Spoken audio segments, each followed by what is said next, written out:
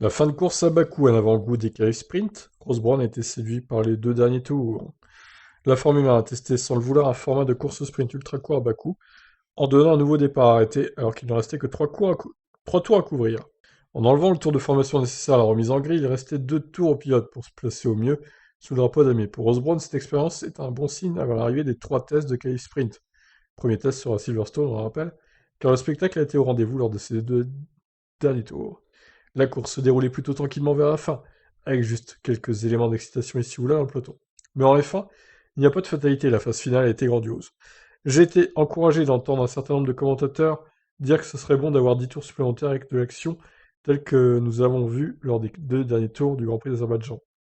C'est un bon signe pour les qualifs sprint. Les qualifs sprint seront un peu plus longues, environ 17 à 20 tours, mais elles pourraient bien comporter le même type de course passionnante, car les pilotes n'auront pas à se soucier d'économiser les pneus. Rappelons toutefois que les pilotes devront finir le mieux placés, ne surtout pas abandonner, car il leur faut courir le lendemain avec leur F1 la course principale. Il n'est donc pas certain qu'ils prennent autant de risques que les 2 derniers tours d'un Grand Prix. Ouais, c'est sûr.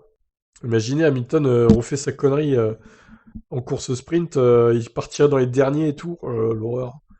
Ouais, il faut faire attention, hein, Lewis, hein. Là, franchement, t'as fait une grosse connerie, hein. Mais effectivement, oui, les 2 derniers tours étaient spectaculaires à Bakou, donc belle idée d'avoir refait un départ arrêté en plus. Alors honnêtement, il y a eu un départ lancé, je pense pas qu'Hamilton faisait son erreur par contre. Il a dû toucher un bouton au moment du départ sans faire exprès, et du coup, bah, ça a complètement déréglé sa répartition de freinage. Voilà, en tout cas, c'était plutôt sympa ce restart, je vous laisse réagir, ciao.